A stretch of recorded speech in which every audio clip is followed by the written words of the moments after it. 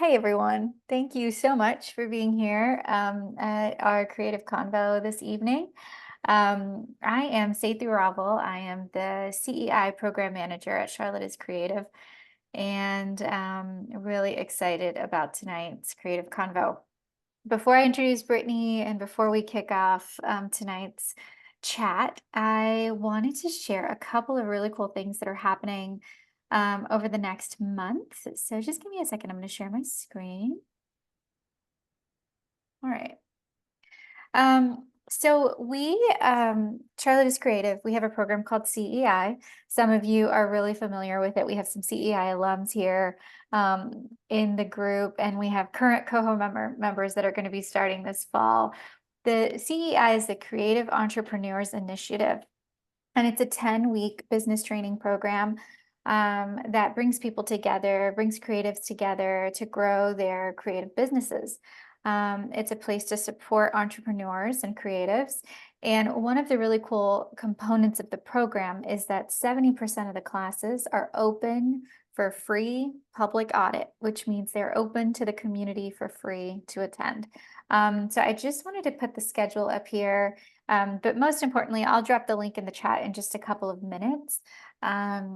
All right, let me let people in. And we've got, if you go to charlottescreative.com/open classes and you scroll all the way down, there's a form where you can register and attend these classes for free. So again, even if you were in the cohort last time or 2 seasons ago, or you attended some of the classes that are open for audit, we sometimes switch up the class topics, we switch up the instructors. So please, everyone's welcome. They are free. So just register and attend. We'll be putting this up on our social media really soon, but I wanted you all to get first dibs on signing up. On September 9th, we have a really cool event. It's called the Creative Business Power Panel. We have done power panels in the past, and this one is really focused on the entrepreneurial mindset. It's about innovation as an entrepreneur. We're bringing together panelists from Charlotte who are entrepreneurs themselves, folks that work with small businesses. They're going to be talking about capital. They're going to be talking about storytelling, capturing that audience, thinking through your unique value proposition, and some really juicy stuff. So we hope to see you there. It is free. It is open to the community. It will take place at the Independent Picture House on September 9th, which is that the week after Labor Day weekend. Again, it's free, and you can just catch that QR code, and I'll drop the registration link in the chat as well. So please come out and feel free to share it with any of your creative people. And then finally, as I mentioned, we have our fall CEI cohort will be up and running for the next 10 weeks starting Monday, August 26th. But we will be opening applications for the spring of 2025 and fall of 2025. Those applications will open on September 12th. Again, this program is for creatives here in Mecklenburg County that are looking to grow as a business. You get introductory one-on-one business training. You get access to social capital, which means you get introduced to some really cool people in Charlotte that can help you grow that business, that can provide you with some knowledge, some resources and tools. And you get a $1,500 grant at the end of the 10-week session. And this is a way for you to invest back into your creative business. You get an attendance stipend for every class that you come to. It's valuing your time as an artist, as a small business. And again, classes are open to the community for audit as well. There are some classes that are closed just for cohort members because we need some more intimate environment for certain topics, but most of these classes are open to the community. So again, these are my quick thoughts about upcoming things. I'll drop this all in the chat. All right, let me get out of here. And so again, we'd like to welcome you to this Creative Convo. Our Creative Convos are quick, bites from the local community. These are opportunities for us to spend an hour with someone that's doing some really remarkable stuff here in Charlotte. And they're an expert on something. You know, we've had topics such as financial wellness or project budgets. And today, I am really thrilled to introduce Brittney Bogues. Brittney is the founder and Chief Innovation Officer at the Bogues Group. She wears many hats, as you will hear throughout her presentation, but her key focus is supporting clients that are made up of nonprofits, entrepreneurs, celebrities, influencers, through her communication and events agency. So she works with clients on building marketing and PR strategies, and also through logistics and event planning, and much more that she'll tell you a little bit about tonight. But I mentioned this to Brittney ahead of the convo tonight. Our group today is made up of creative entrepreneurs who are ready to take their businesses to the next level. They want to host meaningful, impactful, entertaining events. And these events can include performances, gallery openings, community events, classes, and much more, performances that will engage their customers, their clients, their audiences in an authentic and meaningful way. So everyone, thank you so much for coming. Brittney's going to be sharing her wisdom with us this evening, talking to us about leveraging social media, widening our reach, and most importantly, crafting a compelling story that will resonate with our audience. So Brittney, again, thank you so much for being here. Everyone else, thanks for joining. And I will kick it off to you. Awesome. Thank you so much, and good evening, everybody. It's such a pleasure to be here.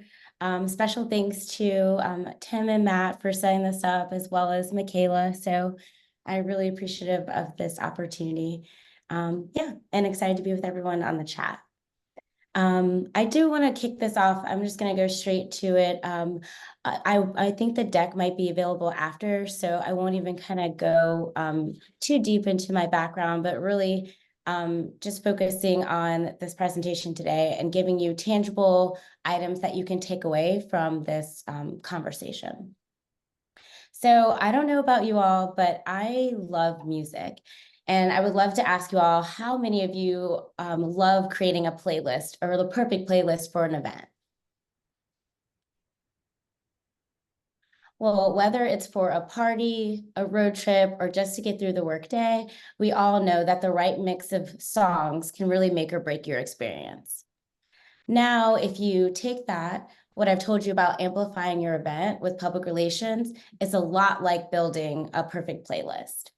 Just like each song adds to the vibe, your overall PR strategy you use will impact every aspect of your event. So today, I've kind of broken it up into a 5-step process. I'm going to walk you through the process of using PR to take your event from good to unforgettable. And to do that, we'll break it down into what I like to call the warm up, the pump up, and the cool down. But really, that is broken into 5 key steps, each one like any different stage of curating your ultimate playlist. So, everybody ready to get started? Yeah. Awesome. Well, before you can create a playlist, one of the first things that you need to consider, or what do you think is the first thing to consider? It's always the audience. Who are you going to be talking to? You wouldn't make the same playlist for a high energy spin class that you would do a relaxed dinner party.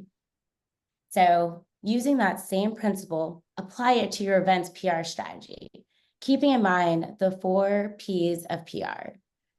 Which we just saw previously, but those are promotion, persuasion, perception, and public. So now that you've got the four Ps, the first step to amplifying your event is really understanding who is your audience and what do they want. So for instance, are they industry professionals looking for in-depth knowledge? Or are they influencers looking for the next big trend to share? Really understanding your audience helps you tailor your messaging And it really helps you choose the right channels along with determining the best time to roll out your campaign or project or event. So when you're first trying to understand who your audience is, you should look at, what is my business? Who is my business serving? Which buyers will love your brand or your event? And what is my, I heard Satu say it earlier, your unique value proposition. What is something that you do that nobody else can do? That is how you can really understand your value to your audience, but it also helps you understand, who you're trying to target for your event. So once you're understanding your audience and you're tailoring your message to reach them on the right channels, it's time to roll out your campaign. And this is your genre, your overall vibe that you want to create for the event. It sets the tone for everything that comes next. And so sometimes, like, understanding some of these concepts, you're like, how can I use this for my specific business? So when you're trying to understand who your audience is, one of the things that you can do for a practical example is really looking at surveys, coming up with a quick survey that you can create for your audience, or you can use social media. Social media has so many different avenues. You're able to poll, you can create quizzes. Using all that data for also maybe if you've done a past event, gathering all that data to get a really clear picture of who your audience is. Then once you have an idea of who your audience is, begin to segment them into groups to personalize your outreach. So for example, if you're hosting, let's say, a tech conference, you might want to use your PR to include different messaging for your developers versus your investors versus your journalists. Another example is to create a persona based on your intel. And your persona can be as detailed or as little detail or as much detail as you want, but it also helps you find or define your unique selling point in your messaging. And so what I mean by a persona, it's so say if you're planning your event and you know that it's geared towards food lovers and people who love to dress up, you would create a persona. What is the age of this person? Maybe even a fake or pseudo name. Where does this person gather all their information from? What is their socioeconomic breakup? What is their educational breakup? All of that can all be put into your persona to help figure out, okay, this would make sense for this persona, but it may not make sense for the other. And that's kind of some practical ways to really do that. And once you really define what your unique selling point is it going to be top-notch customer service and a high-quality product? Or is your unique selling point you're fast and also super affordable? So figuring out how you kind of fit in the realm of your competition. Your responses to those type of questions will help you build those personas and really get in front of the audience that you desire to be in front of. So that is your cool up. That's your, your warm up to get everybody going. And then next, you're going to move into the two most important phases, which is the pump up. That's when you've got the climax going for your playlist. So that comes with curating the content and also finding those right platforms and outlets or journalists that make sense for what you're trying to do.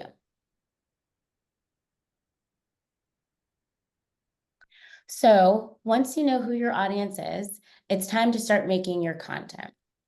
Just like you're selecting the tracks for your favorite playlist, in PR terms, this means putting together a cohesive communications plan. Your communication plan will comprise of several different things. It'll include your overview of your business marketing and advertising goals, description of your current efforts. If you have a budget or if you don't have a budget, that would be included in it as well. And also a really specific timeline of when you plan to launch certain things.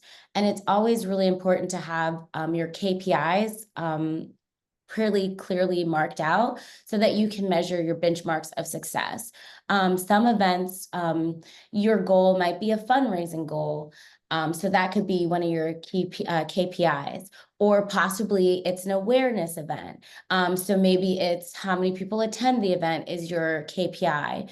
Whatever it is, making sure whatever portion of your campaign is adequately being tracked, and you have a system for that, and it's included in your timeline to check that data. And then lastly, kind of like what we talked about before, really understanding who your target audience is and your customer needs. And that's really a main thing. Whenever you're creating an event, it's a really great lead generator. So knowing, okay, I've identified my target audience, but what are their pain points? What are their needs? And how does my specific item or service or offering solve that? Other examples of a cohesive communication plan contain strategies like creating a compelling story, press releases, blog posts, social media content, advertising, and more. So while also implementing KPIs, you're making sure you're monitoring those benchmarks of success. Ensuring that you have the foundation of a strong press release and pitch is paramount. So some of the components that make a good press release and a good pitch are, for your press release, you're making sure that there's tons of different templates that you can find online as well. But I would say you want to make sure that the who, the what, the when, the why, and the how are answered really clearly in your press release. Oftentimes you have a really strong headline with a great subject or subline or subheader that kind of complements the overall gist of it. But just knowing that even with the press release, you don't want it to be too lengthy if you can avoid it. So trying to keep it to a couple pages. Also developing a standard boilerplate, that's what goes at the end of your press release, that really gives a summation of your business. And it really is kind of like your elevator pitch in written form. So once you have all the components of your press release and this is a part of the curating the content, you're really looking at your email pitch that's going to go along with it. Components of a good pitch is you're really leaning on personal relationships. So that means you're doing your research, you're looking at, you're doing your research. What is this reporter covering, or what is this journalist really into? What are their last 4 articles about? And how can I use that to build a true personal relationship? Because as you know, or as you may not know, earned media is exactly that. It's earned media versus paid media. Paid, it's like all the ads that you see and we're always deleting off of our phones. But the earned aspect of it is truly because you can't pay a journalist. They have to take interest in your story, and they also have to feel like their audience will also take interest in your story. So that's the one big component of a pitch that you're drafting. Also, keeping your pitch concise and very direct.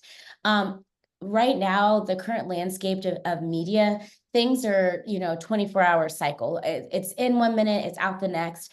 And also a lot of news stations or newspapers, they are really working with skeleton crews. And so you're acting as your own publicist in a sense. So you really need to kind of do the story, do the crafting, and really give them a ready-made pitch. Because by doing that, you're doing a lot of the work for them. So then that way, all they're really doing is coming to you for, questions or fill in the blank, or, simply just asking, oh, can I interview the subject of your event? Or can I interview, the leader of your organization to talk about the event?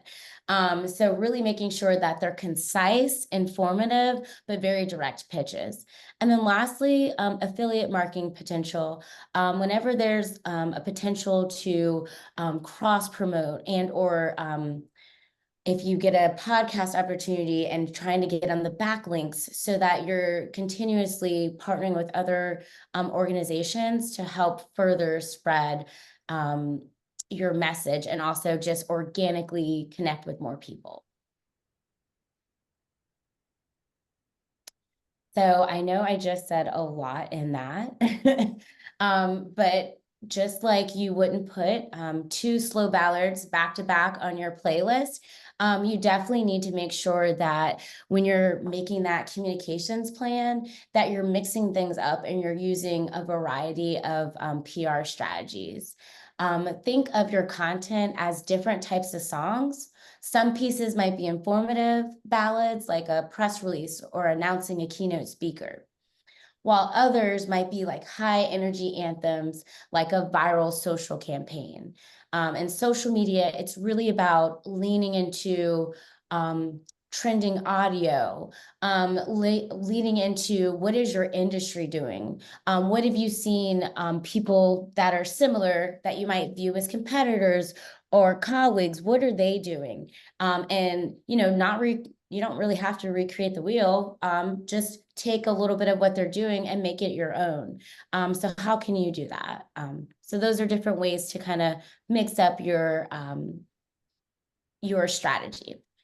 Variety keeps your audience engaged, which is really important. And it also ensures that your message reaches them through the multiple channels and multiple touch points. They say it takes about 7 times for something to really resonate with someone. So keeping that in mind and using that to really diversify your plan. It's all about building a narrative that will resonate, that sticks, and that keeps people coming back for more. I recently went to a pitch, like kind of meeting with several different journalists. And one of the key things that they kept harping on is, how is this story? How is your event? How is the purpose behind the event relatable to our audience? And if you can find a way to do that, you're really likely to get some coverage for your event. Different ways to put this into practice to involve developing a content calendar, a calendar that aligns with your key milestones of your event. So for instance, if you're launching a product, tease it with a behind the scenes blog post, or follow it up with an official announcement via your press release announcing your event. And then to amplify that message even further, use that affiliate strategy or influencer partnerships. What influencer is in your space that really can resonate with what you're doing? And how can you form a mutually, beneficial relationship for both of you that will keep them engaged? So those are kind of different components that you should be thinking of when you're coming up with curating all your content. So we're still in the pump up and we're moving to, after curating your components and everything, you want to know, who is your audience? What are the right platforms? How do you decide on what that is? So you've got your content, you've warmed people up, your playlist is all ready to go. But where are you going to play it? This brings us to the next step: choosing the right platforms to really amplify your event. Just as you'd select different streaming services depending on your audience, for instance, Spotify is good for music lovers, or Apple Music is for audiophiles, your PR platform should be chosen based on where your audience spends their time. Are they on social media? Are they reading a lot of industry publications? Or are they attending virtual webinars? Asking yourself those questions, like, does this belong on TV? Or does this seem like more of a blog feature? Or would this maybe make a better podcast placement than a newspaper article? All of these questions, once you write down those answers, and depending on those answers, it's going to direct you and give you where you should go for the right platform. The other major component is doing the research to ensure you're pitching to the right journalist or outlet. One, I think on PSRA, they said one of the main reasons. I think they said 95% of the reason why journalists won't open an email is because it's literally about an event or something that really isn't their genre or beat, and they just feel like the person hasn't done their research. So really making sure, you did all this work of warming people up, you've got them in the pump up phase. So making sure that you're really doing the research to put them in the right place, because again, it takes 7 times for it to resonate. So also asking yourself, is this a local story? Is this regional or national? And a lot of times, a lot of your local stories will actually turn into global stories. It's all about finding the commonality between that local story and also what's going on in a larger scale.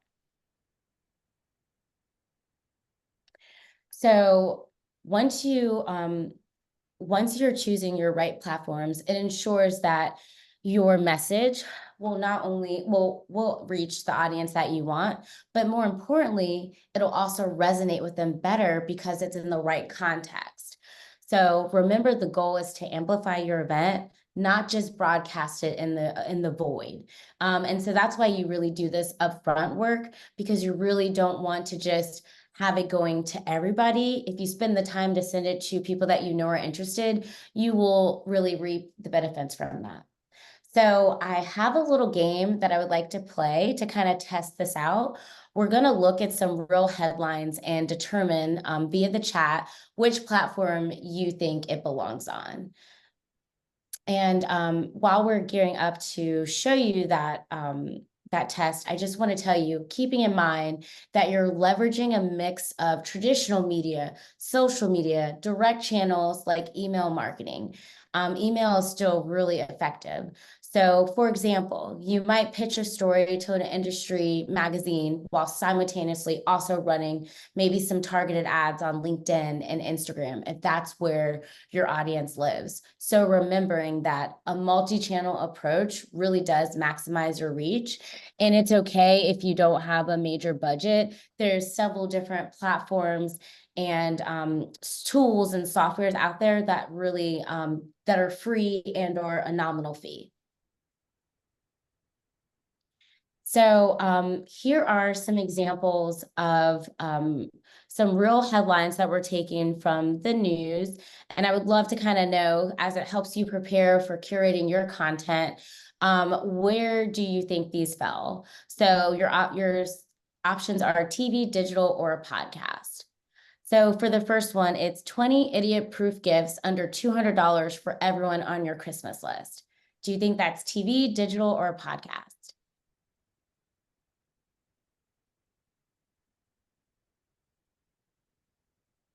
Digital. Awesome. You are correct. Great job. Okay, so for the next one, North Korea expels Travis King, now in US custody. TV, digital, or podcast? Oh, I see a lot of TVs. Sorry, will you go to the next slide? I think it is. I'm pretty sure it was a TV. Yeah. Okay, summer reading. Let's keep it casual. TV, digital, or podcast?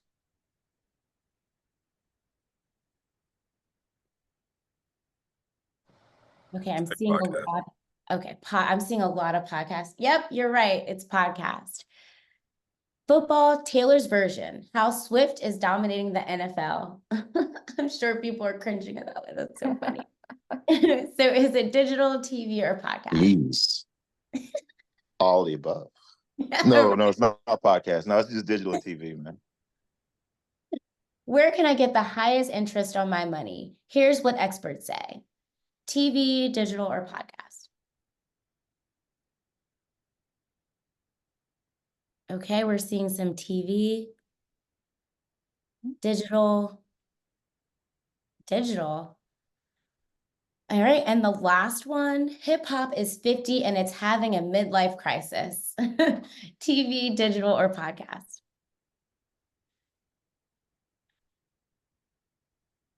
Digital?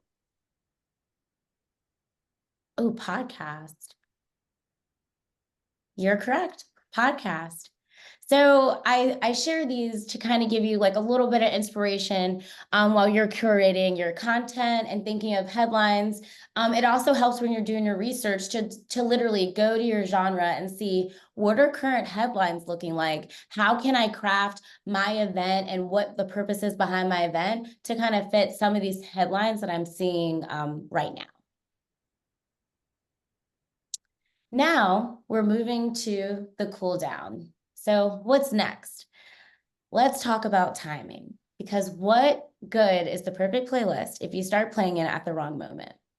You wouldn't drop a party anthem in the middle of a quiet dinner, just like you wouldn't release an announcement during a competitor's big event.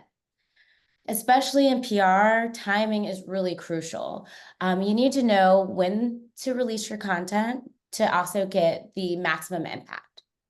This might mean coordinating with industry events, capitalizing on current trends, or even paying really close attention to the news cycles. Good timing can mean the difference between your event being a headline or just another mention. It's all about hitting the perfect beat when your audience is most receptive. So I can't stress this enough. There are definitely several different tools to use for that. So there's tools, free tools like Hootsuite to help with social media scheduling. There's also some paid versions of social media schedulers, but they are very helpful. They not only help you look at upcoming trends, but they also help you space out your content. And also, it just helps you overall better plan your messaging. Outside of scheduling tips, there's also news alert services that you could take advantage of. One of my favorite ones, it's a free one, Google Alert. You can literally set up a Google Alert for anything, and it automatically will send you an email anytime any kind of coverage comes about the topic that you put in there. And it's a really great way to monitor it. There's also products like Meltwater that help with like clipping and news alerts too. Just depending on, again, whatever your budget is. And then also looking at industry calendars to plan your PR activities. A lot of media outlets will release their editorial calendars. And you can literally see like a lot of people, for instance, if you're doing a holiday party, a lot of people start their holiday stuff, as early as July, August. So pulling people's publication counters can really help you get ahead of the curve, but it also will tell you, how can I prepare my activities so it fits with what I already know is coming down the pipeline. So always be prepared to adapt. We've seen it now. Sometimes, breaking news or unexpected events can present an opportunity to pivot your strategy for a greater impact. So maybe, one of my clients is in disaster relief, and there was, Hurricane Debbie. So we were able to maneuver what's happening there with her existing story. So how can you use breaking news, to your advantage? There's just several different ways to do that. But getting ahead of the curve, planning, whenever you're planned, it makes it so much easier when it's time to like shift or pivot, because you've already got, a month or 2 months of content, your promo content for your event already scheduled. So if something happens, it's so much easier to pivot when you're prepared and when you're scheduled out. And that's really why at the beginning I talked about your comms plan, because that's when it comes into play. And finally, we are still in the cool down, and your playlist is playing, the vibe is set, but there's one more crucial, very crucial step. It's engagement. A great playlist will invite people to dance. You'll see people singing along, or at least maybe at the bare minimum, tapping their feet. So echoing the words of Warren Buffett, PR mirrors a sprint, not a marathon. The efforts are ongoing. Most people say it takes about 2 decades to really build a reputation. So it is literally a marathon and not a sprint. So just keeping that in mind, because you want to always, you always want to be fresh. You always want to be engaged, but also don't try to burn yourself out, because it's not just like a one-time thing. It really is an ongoing thing. In PR, this means fostering interactions, but also building a community around your event before, after, and during. And so what does that look like? Engagement can take many forms, responding to media inquiries, engaging social media shares, hosting Q&A sessions, or even creating interactive content like polls and quizzes. The key is to make your audience feel like they're a part of something bigger than themselves, like they're contributors to your event success. When your audience is engaged, they will become ambassadors for your event. And that means that you will get them spreading the word and amplifying your message even further. So at your events, take every opportunity you can to encourage user-generated content. So that means creating an event that has maybe specific hashtags, or maybe doing a branded photo booth, or running a contest, or featuring attendees' testimonials. The more your audience engages with your event, at your event, the more they're likely to talk about it at the end. They're more likely to share their experience with others, and that just extends your PR reach organically. And that's what you want, because by it spreading organically, it creates credibility. And that's what you really want in a world right now with people have so many different options, not audience. They have a wide range of audiences, but they have a lot of options. And so since people have so many options, this helps you really set yourself apart, creating those engaging moments that really makes people feel connected. So there you have it. You have your complete strategy for amplifying your event, all by thinking of it, building your perfect playlist. So I want to do a quick little recap of those 5 steps to the process that I shared. So the first was really knowing your audience, understanding who they are and what they want. Second is really curating the content. Mix and match your PR content like you would your favorite tracks. Third, find the right platforms. Choose where you want your playlist based on your audience. Where's your audience? That's where your playlist, that's where your content needs to go. And number 4, timing is everything. Release your content when it will have the most impact. And lastly, 5th and final, engage and interact. Keep your energy up by engaging with your audience through those various methods that I shared. And just like a playlist, a well-planned PR strategy can create an unforgettable experience for your audience and for you. So next time you're planning an event, think of yourself as a DJ. You're mixing, you're matching, and you're amplifying every track until you have the perfect set list that everybody will remember. So if you would like more information on how to start building your own plan or begin your own outreach, we actually have a small business hub at my website, boguesgroup.com, and it has a complete brand builder kit, including a course, workbook, templates, and more. So if you scan that QR code, it will take you directly there. So again, thank you all so much for your time today. I know you could have been anywhere, so I really appreciate you being here with me. And I can't wait to see the incredible events that you amplify with these PR strategies. Thank you, Brittney. Thank That you. is fabulous. Thank you so much. A lot of nuggets and wisdom. We have a couple minutes. So if folks have questions, you can come off of mute or you could drop them in the chat.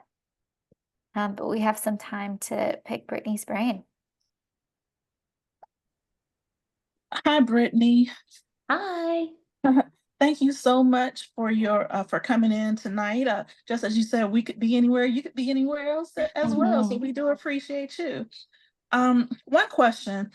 I've had several events and I've started doing the surveys. So I've done surveys from the beginning. Our attendance has grown through each event, but I get minimal use of the surveys. It's always good feedback, but we have 200, 250 people and only 20 surveys. And I've done everything from at the beginning, the paper surveys, to now using the barcodes on the back of the programs. And I'm just wondering, do you have any ideas of how I can get more interaction with the, get more people to actually give feedback. Well, I would say, so I know that you're already using QR codes, which is really helpful because the main thing is you want to make it easy for people to participate in any kind of survey. Yeah. I always often try to do like a 1-question survey to try to easily get some feedback that way. Because I feel like if it's a short 1-minute survey, you maybe have a greater opportunity. And I would also say maybe if it's hard to kind of get people to participate beforehand, finding a way to take some of the questions that you have off your survey and actually ask people in real time. So you're kind of building a survey as you're going and getting that feedback live. But people also don't feel like they're obligated to fill out a survey then. So I would say maybe trying to find like when you have an event, having one staff member or team member that's really in charge with engaging with people, but also asking some key questions that would literally result the same information that you would if you did a survey. Does that kind of make sense? Yeah, that I like the last one. And someone put something in the chat as well. But yeah, having some specified people to work the group, I think would work well. That's a good idea. Thank you so much. Oh, no problem. I also see in the chat, so yes and no. So there's certain platforms. The question is there an online list of Charlotte-based journalists that we can leverage that you're aware of? Yes and no. So right now I know that I'm trying to think. I know Cision is what we use, but there's other kind, I think it's Muck Rack. Muck Rack is maybe a free platform, but it does let you put in your specifications like, you know, sports, Charlotte, and like it'll give you specific journalists that cover that beat, so to speak. But a lot of what you're going to have to do is do a little bit of research and compile your own list based on whatever your genre is, if that makes sense. So yes, there is a list, but not yes and no. Brittney, let me go back. I think we have a question from Brie Marie. So I started, I'm going to read this to you. So I started a business where I host monthly events for small businesses around Charlotte. We've had a few since April, and now I'm starting to get more into the marketing side of things to boost interest from the community members and businesses. I feel like I have 2 different audiences. Would I be able to implement these tips for both, or would they be better used for community-centered audience? Oh no, these tips are definitely for that. So at the beginning when I was saying like know your audience, this is kind of perfect. You typically at an event or anything, I know like for our client, our core business is different from our product business, if that makes sense. So you're in a similar situation. And so what I mentioned earlier is what you can definitely do. Figuring out, maybe even make those personas. So you have a persona representing that one demographic that you have and another persona representing the other demographic, and figuring out, okay, based on this demographic, where should I position my messaging and how should I position my message and where should I put it to reach that person? So like if one of your audiences is maybe like moms, you know, they're on a lot of like Facebook group pages, they're on a lot of podcasts. Those are like their medians. And so you would position your message around, you know, something similar, but adjusting it to fit them. And then whoever your other demographic is, using different tactics. Maybe it's a blog post, maybe it's TV appearances for them, because maybe they're industry insight leaders and they get all their information from TV and newspapers. So that's what I would say. If you have 2 different audiences, that's good. It's just knowing what tactics you want to use to appeal to those audiences, because they won't be the same, because those different audiences, you know, get their information from different places. That's really helpful. I think a lot of us have different people that we're serving, different communities that we're serving. So it's nice to hear that you can do that research. And yeah, Brie Marie agrees. That was really helpful. Thank you. No problem. Thank you for asking. Anyone else want to come off mute or drop in the chat? I have a question in the meantime. For, a lot of creatives, let's say you have an event coming up, and you don't necessarily have a publicist. Are journalists and maybe TV hosts accustomed to hearing directly from an artist or a creative or a small business owner? Do you have to have a publicist? And if you don't, maybe what are some tips to get the attention of a journalist? Yeah, so no, you can definitely reach out directly to a journalist, reporter, blogger. That is definitely okay. So using some of the tips I shared earlier about having a concise and well-researched pitch, and also doing some of the legwork for them. So, a lot of websites, specifically like TV news stations, a lot of them have all the contacts on the website, and you can literally just click it and you'll get their email address. So doing that will be, your first step. And then making sure that you have really good visuals, making sure that you have a succinct story, and sending it directly to them. I'm sure that that's definitely a great route. And then they'll maybe ask you for some feedback or be ready to interview you, and your schedule as a creative, so you'll be able to maneuver that process. But it doesn't only have to be a publicist reaching out. Thank you. Paris has a question. Would you say that social media has a bigger divide in audience based on age or business type? Oh, definitely. Social media is a tricky bag because, to your point, some of the people a lot of people on Facebook are maybe not the same people on Instagram, even though the platforms are connected now because of the Meta. And then the same people that are on LinkedIn may not be on TikTok. So social media is so amazing because it's a free tool, and also gives you your own analytics. You're able to easily check out your analytics and figure out, okay, what's my demographic? Are men or women following me? What's their age range? And also looking at, okay, which post of mine did well, and what are some trending things that are happening that I can maybe incorporate into what I'm doing, to make sure that I'm relevant and that I'm utilizing social media to my best ability. Because again, it's a great way to reach a wide audience, but it's also a good way to reach your specific audience by going, like I said earlier, to like specific Facebook groups and things like that, or LinkedIn groups. There's lots of LinkedIn groups too. So figuring out where is your audience is probably the first step. And then once you figure out where they are, those are the platforms that you really want to place your items at. Great, thank you. Journey has a question. Journey is with a nonprofit called Curvaceous Behavior, and they provide free prom dresses since 2022, and every year her budget grows. So she's asking, what tips can you provide on how we can expand from receiving more community support with funding? So with nonprofits, and which is great because everybody really loves the nonprofit stories. They're compelling stories. So whatever your event is around, finding different unique ways to incorporate those testimonials. How can you display those compelling stories to incorporate ways that people can maybe fundraise or give?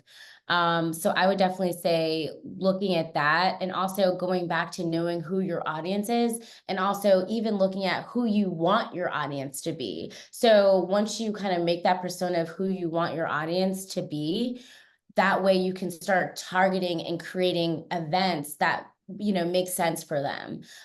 Is it a donor society that you're creating? So am I looking at like a more corporate approach, and is it like a smaller dinner so it can be a more intimate setting, so I'm able to talk directly with the potential donors versus a larger event? So it's really about, again, knowing who your audience is, because that really sets the tone for everything else. It's how you curate your plan, your content. It's how you create your event based on looking at those pain points that you've already researched of your clientele or whoever you're trying to reach, your donors. Great, thank you. We have a couple more minutes. in case anyone has another last question or two. Okay, just want to catch anyone that might be typing. But this was lovely, Brittney. Thank you so much. The beautiful thing about the Creative Convo is that we can, spend a little bit of time hearing your presentation, but the Q&A is really impactful. Our attendees are able to get direct feedback on things and ask direct questions. And so that access to experts in the community is crucial. So thank you so much for being here with us tonight. And for everyone who took the time to attend, to stay for the Q&A, thank you all. I hope you stay engaged. Again, check out at CLT as is creative on Instagram. I'm going to drop a couple links in the chat before you go. And then you can also see here, open classes. Oh, that's a good question, Journey. Thank you so much. I just want to thank everybody again. This has been so much fun. I was a little nervous, but you all made me feel so welcome. So thank you. I actually didn't even know PR existed because I've been doing it for over 15 years. So it was back when you had to like type up your own like contact list. It was very analog. But my mom, her best friend, she did PR. And I spent a summer with her working at WKYS. It was a national radio station with Russ Parr Morning Show. And I was obsessed with her life. She woke up early. She got to do a lot of fabulous things. And I just was, in awe of public relations. So after that, I changed my major and I just got really serious and did a bunch of internships and jobs in the space. But I'm obsessed with this field and industry, and I love events, and it's all my favorite things wrapped into one. You love what you do. You can see it. We can tell. Thank you. Thank you all. Everyone's so kind. Thank you, Robin. Thank you, Chelsea. Thanks, everyone. Well, I hope you have a lovely evening. I will give everyone back 7 minutes of the hour, but we're grateful to everyone. Stay engaged and have a great night, everyone. Thanks, Brittney. Thank you. Have a good one. Bye, everyone.